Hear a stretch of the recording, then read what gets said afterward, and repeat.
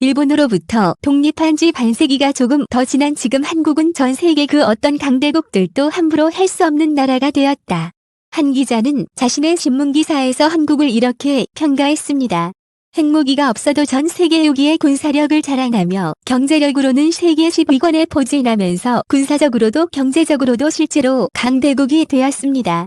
어느 누구라도 한국에게 함부로 군사력을 자랑했다가는 현무 1, 2, 3, 4를 모조리 날려 미사일 바다로 만들어 버릴 수 있고 우리가 멸망하더라도 상대방을 회복 불능까지는 만들 수 있는 것이 현실이죠. 당연히 함부로 대할 수 없습니다. 그런데 한국이 이렇게 강력한 군사력을 자랑할 수 있게 된 바탕에는 푸틴이 자리하고 있는데요. 몇 년 전 미국에서 경찰관 한 마리가 긴급 수술을 받았다는 소식이 전해졌습니다. 경찰 모디는 범죄 현장에 투입되었다가 우연히 고슴도치를 발견했는데 깜짝 놀란 고슴도치가 오딘을 공격해 고슴도치가 새 200개가 얼굴에 박히었습니다. 2시간의 긴 수술 동안 오딘은 얼굴에 박힌 모든 가시를 제거했고 간신히 회복에 나섰으나 다시는 경찰견으로 복귀할 수 있을지 확신하지 못한다며 보는 이들의 가슴을 아프게 했습니다. 이렇듯 고슴도치는 귀여운 외형과는 다르게 아주 잔인한 성질을 가지고 있습니다. 그의 몸을 덮고 있는 가시는 오로지 자신을 방어하기 위해서 필요한 것으로 고슴도치는 오로지 한 가지만 생각합니다. 생존 여우가 사자가 표범이 공격하기 전에는 절대로 먼저 공격하는 법이 없습니다. 그러나 일단 고슴도치를 건드리는 순간 어떤 동물이라도 죽음을 각오해야 할 정도로 치명상을 입히죠. 한국은 이곳은 덕치의 전략에서 차관의 군사 전략에 활용하고 있습니다. 안녕하세요. 군사기밀 뉴스 TV입니다. 알람 설정을 하시면 영상 업로드 시 바로 시청하실 수 있습니다. 시청해주셔서 감사합니다. 먼저 선제 공격은 하지 않지만 일단 공격하는 순간 적어도 죽음을 각오해야 하는 치명상을 입히겠다는 것이죠. 한반도는 전 세계에서 가장 치열한 외교전쟁이 일어나는 극동아시아에 자리하고 있습니다. 한반도를 둘러싼 4개의 나라는 전부 세계에서 내로라 하는 강대국이죠. 한국 바로 위에는 북한이라는 대책 없는 나라가 떡하니 자리하고 있고 그 위로는 러시아와 중국이 있으며 남쪽으로는 호시탐탐 대륙 진출을 노리는 일본 그리고 미국과 태평양을 접하고 있죠. 그 때문에 19세기 말부터 한반도는 열강들의 먹잇감이 되었습니다. 한반도를 시장 삼으려는 미국, 프랑스는 물론이고 일본은 개항을 요구하며 지속적으로 침범해왔고 동아시아 패권을 잡기 위해 일으킨 청일전쟁과 러일전쟁에서 승리하고는 결국 한반도를 식민지 삼았습니다. 하지만 1세기가 지난 지금 현재 한반도의 상황은 전혀 다르게 전개되고 있습니다. 한국은 예전처럼 강대국들이 마음대로 쥐고 휘두를 수 없는 힘을 가진 국가가 됐죠. 핵무기가 없지만 세계 6위권의 군사력을 가졌다는 점은 한국의 무기체계가 얼마나 발전했는지를 여실히 보여줍니다. 그래서 한국은 미국이든 일본이든 중국이든 러시아든 북한이든 절대로 먼저 공격하지는 않겠지만 일단 한국에 총성이 울리는 순간 어떤 국가라도 회복 불능의 상태에 빠질 수밖에 없습니다. 그게 바로 고슴도치 전략이죠. 그런데 이곳은 덕치 전략을 가능하게 하는 무기체계들의 많은 부분이 냉전시대의 주인공 러시아 덕분이라는 것은 변하지 않는 사실입니다. 625 전쟁 당시 한국군은 소총 하나도 제대로 만들지 못했고 총알도 전부 미국으로부터 지원받아야 했습니다. 그럼에도 1년 만에 거의 동나는 바람에 거의 구걸하다시피 구해야 했죠. 당시 국군은 소련제 전차 등의 무기로 완벽하게 무장한 북한군에 맞서 겨우 몇 대에 불과한 장갑차와 바조카포와 소총이 전부였습니다. 지금 한국에 비하면 한없이 초라한 무장이었죠. 3년간의 전쟁으로 한국은 초토화됐고 광복 후 5년 만에 또다시 민족이 분열되는 아픔을 겪었습니다.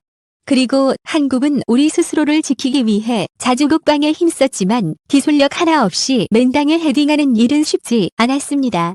하지만 한국의 무기 수준이 급격하게 발전하게 된 계기가 있습니다. 바로 러시아와 체결한 불곰 사업이죠.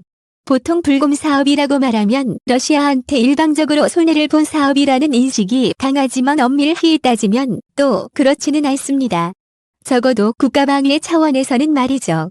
불곰 사업은 1990년 12월 노태우 전 대통령의 모스크바 방문에서부터 시작됩니다.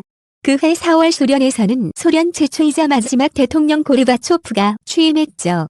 고르바초프는 대통령이 되자 자신이 직면한 현실을 깨닫고는 고립이 아닌 상생을 선택했습니다. 이제까지의 굵게 닫혔던 공산주의 국가의 문을 열어서 한 국가들과 수교를 맺기로 한 것이죠.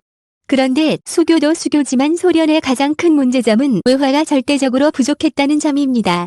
그가 원하는 개혁에는 천문학적인 돈이 필요했는데 결국 그는 돈을 빌려보기로 결정합니다.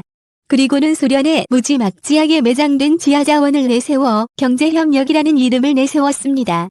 그러던 중 경제도 어느 정도 받쳐주고 지하자원의 필요성이 높은 나라가 어디일까 찾던 찰나에 한국이 떠오른 겁니다. 당시에 모스크바를 방문한 노태우 대통령은 당시 30억 달러에 달하는 경협 차관에 잠정 합의했고 이듬해부터 현금 차관 10억 달러, 소비대 차관 15억 달러, 자본재 차관 5억 달러 등 총 30억 달러를 3년에 걸쳐 제공하는 데 합의했죠. 당시 한국의 외환 보유액이 200억 달러가 약간 넘었던 점을 감안한다면 30억 달러는 상당히 큰 금액이었는데 1991년 한국은 소련에게 14억 7천만 달러를 빌려주죠. 하지만 불과 1년도 되지 않아 러시아에서는 보수파에 의한 쿠데타가 발생했고 고르바초프 대통령이 실각하면서 그해 12월 소련은 해체됐고 한국은 낙통강 오리알이 됐습니다. 그리고 러시아가 들어섰는데 초반 러시아는 자국이 소련의 모든 부채를 떠안을 수 없다고 맞섰지만 1992년 넬튼 대통령의 방한을 앞두고 러시아가 전액 상환을 책임지겠다고 밝히면서 책임 소재가 러시아로 귀속됐는데요. 그러나 러시아는 최악의 경제 상황이 이어지면서 이자조차도 제대로 갚지 못하면서 채무에게 눈덩이처럼 불었죠.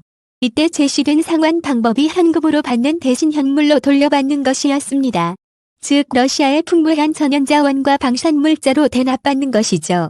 한국 정부에서는 처음 현금만 받겠다고 으름장을 놓았지만 아무리 쥐어짜도 나오지 않는 돈을 돌려받을 방법이 없어 현물상환에 동의합니다. 그렇게 러시아 무기가 한국에 들어오기 시작했죠. 불곰 사업은 1995년 1998년까지 1차 푸틴이 노무현 전 대통령과 체결한 2차 그리고 2010년부터 협상이 결렬되어 추진되지 않는 3차 불곰 사업은 얼마 전 러시아 측에서 다시 논의하자는 이야기가 나오고 있습니다. 어쨌든 1차 사업에서는 러시아산 틸-80여 전차 BMP-3 장갑차 휴대용 대공 미사일 대전차 유도탄 등 4개 품목을 들여왔는데요. 이때 한국에 들어온 T-86 전차가 대박입니다. 당시 러시아 육군에서도 극히 칭호를 붙이는 최정예 기갑 4단에만 극히 일부가 배치되어 있었던 전차 33대가 1995년 부산항에 도착했는데 이 사실을 알게 된 북한은 길길이 날뛰고 난리가 났었습니다. 왜냐하면 이 전차는 수출용이 아니라 오로지 러시아 내에서만 사용하기로 결정됐고 러시아에도 몇 대 배치되지 않고 페인트도 마르지 않은 송정 상태로 그대로 한국으로 들어왔으니까요. 보통 수출용으로 제작할 때는 성능을 다운그레이드 시키기 마련이지만 특히 -80은 그렇지 않았습니다. 이를 받아본 엔지니어들은 마음 놓고 분해하고 조립하면서 미국의 간담을 서늘하게 만들었던 소련의 전차 기술을 모조리 습득할 수 있었고 결국 이 기술을 바탕으로 해외 -2 흑표 전차를 완성시켰죠. 미국산이 아닌 이상 최고 수준의 러시아 무기는 꿈도 못 꾸던 한국이었지만 못 받은 돈 대신 돈으로 환산할 수 없는 기술을 쌓죠. 그리고 K-2 흑표를 전 세계 곳곳으로 수출하면서 한국이 무기 강국으로 도약함에 있어서 큰 기여를 했습니다. 그런데 한국이 자랑하는 K9자주포 등 K-2 흑표는 이런 종류의 무기는 적군이 한국 영토에 상륙했을 때나 효과를 발휘할 수 있습니다. 이런 무기들은 공중에서 공격하는 것이 아니라 땅의 지지대로 삼고 있어야 효과를 발휘할 수 있으니까요. 사실상 한국 영토에서 전쟁이 발발했을 때 효과를 발휘할 수 있는 것입니다. 그런데 한국이 고슴도치 전략으로 상대방 국가에 치명타를 입히는 무기는 따로 있습니다. 이 전략의 핵심은 바로 미사일입니다. 일본이 다시는 한국을 침략할 엄두를 내지 못하는 것도 미국이나 러시아, 중국 등에 함부로 꼽을 수 없는 이유이기도 하죠. 그런데 한국이 보유한 혐오 미사일인 러시아와의 불곰 사업에서 힌트를 얻어 발전했다는 소문이 있습니다. 지난 2019년 5월 북한은 2번에 걸쳐 무엇인가를 왔습니다. 이 무엇의 정체에 대해서는 북한을 빼고는 누구도 정확히 알지 못합니다. 왜냐하면 정부가 이것을 미사일로 부르기를 꺼려했으니까요. 그런데 언론에 공개된 사진을 보면 러시아의 이스칸데르 단거리 탄도미사일과 굉장히 흡사한 모습인데 이는 당연한 이야기입니다. 왜냐하면 북한은 소련의 지원을 받아 625 전쟁을 일으킨 후에도 지속적으로 러시아 기술을 습득했으니까요. 사실 북한의 미사일 개발의 출발점은 소련제 스커드 미사일을 뜯어보고 다시 조립하면서 시작했기 때문에 러시아 기술에 대한 이해도가 높습니다. 이날 발사한 단거리 탄도미사일 역시 러시아로부터 얻은 미사일을 분석해 만든 것으로 보고 있는데요. 그런데 북한이 쓴 미사일과 러시아의 이스칸데르과 더불어 똑같은 모습을 가진 탄도미사일이 하나 더 있습니다. 바로 한국군이 보유한 현무 1위 탄도미사일이죠. 이 세 개의 미사일을 비교해보면 새쌍둥이라고 불러도 좋을 만큼 완전히 동일한 모습인데요. 2019년 전경도 국방부 장관은 한국군이 보유한 현무 2회는 탄도미사일이 정점 고도를 지나 하강 단계에서 활강 및 상승 비행을 하는 쿨럭 기동을 하는데 이는 국방과학연구소가 오래전부터 가진 기술에 불과하다고 말했습니다. 러시아로부터 배운 기술이 아니라 국방과학연구소가 독자적으로 개발했다는 것이죠. 그런데 이를 두고 다양한 설이 떠돌고 있습니다. 이 현무이드에 적용된 기술은 불곰 사업 당시 비공식적으로 한국에 들여와 미사일 설계에 영향을 미쳤다는 설도 있고, 소련이 붕괴된 후 우크라이나에서 흘러나온 이스칸데르 설계도를 바탕으로 현무 1위를 개발했다는 설도 있습니다. 유출한 당사자도 입수한 당사자도 말이 없으니 아마 이 비밀은 영원히 묻히겠죠. 한국의 무기 기술은 현재 세계에서도 손꼽히는 수준입니다. 오로지 북한에게 다시는 짓밟히지 않기 위해 자존심 굽히며 수많은 무기를 수입했다가 이제는 직접 제작할 수 있는 기술력을 보유했죠. 현재는 한국형 전투기 직접 생산을 코앞에 두고 있고 한국형 이지스함을 직접 건조하고 있기도 합니다. 무엇보다도 한국이 가진 미사일은 어마어마한 수준이죠. 짧게는 탄도미사일로 북한, 러시아, 중국, 일본은 가볍게 제압할 수 있고 순항미사일로는 저 멀리 베트남까지도 겨냥하고 있으며 좀 더 기술 개발에 공을 들인다면 미국 본토를 정면으로 타격할 수 있는 미사일까지도 보유할 수 있습니다. 어쩌면 이미 보유하고 있는지도 모르는 상황입니다.